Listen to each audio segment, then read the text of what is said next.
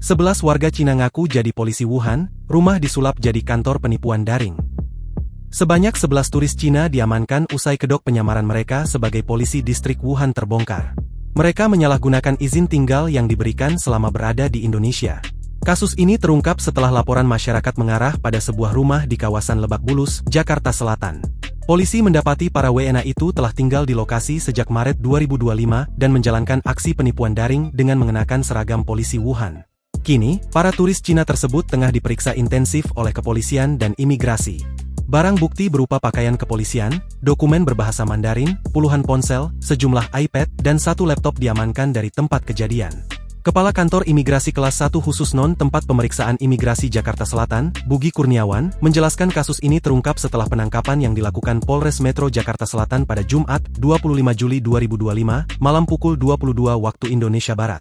Setelah ada pengungkapan seperti ini, baru kita bisa ketahui yang bersangkutan melakukan penyalahgunaan izin tinggal yang diberikan, kata Bugi dalam konferensi pers di Cilandak, Rabu, 30 Juli 2025. Para pelaku diduga masuk ke Indonesia melalui penerbangan internasional dan beroperasi diam-diam di Jakarta Selatan.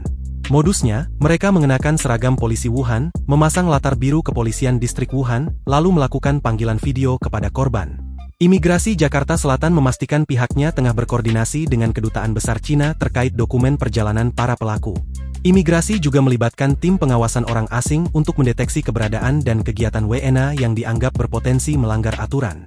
Kapolres Metro Jakarta Selatan, Kombes Polisi Nicholas Ari Lilipali, mengatakan 11 turis Cina tersebut telah tinggal di rumah di Jalan Pertanian Raya Lebak Bulus sejak Maret 2025. Mereka berinisial LYF 45 tahun, SK 24 tahun, HW 33 tahun, CZ 47 tahun, YH 32 tahun, HY 48 tahun, LZ 33 tahun, CW 40 tahun, ZL 41 tahun, JW 36 tahun, dan SAL 37 tahun. Dalam menjalankan aksinya, dua pembantu rumah tangga di rumah itu tidak diizinkan naik ke lantai atas.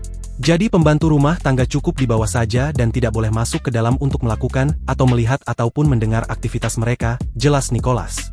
Atas aksinya, para pelaku disangkakan melanggar Pasal 28 Undang-Undang Nomor 1 Tahun 2024 tentang ITE, Pasal 378 KUHP tentang penipuan, Pasal 78 tentang overstay, Pasal 113 karena masuk tanpa visa. Selanjutnya, Pasal 116 karena tidak dapat menunjukkan dokumen keimigrasian, serta Pasal 122 terkait penyalahgunaan izin tinggal dengan ancaman 5 tahun penjara dan denda maksimal 500 juta. Download Tribun X sekarang, menghadirkan lokal menjadi Indonesia.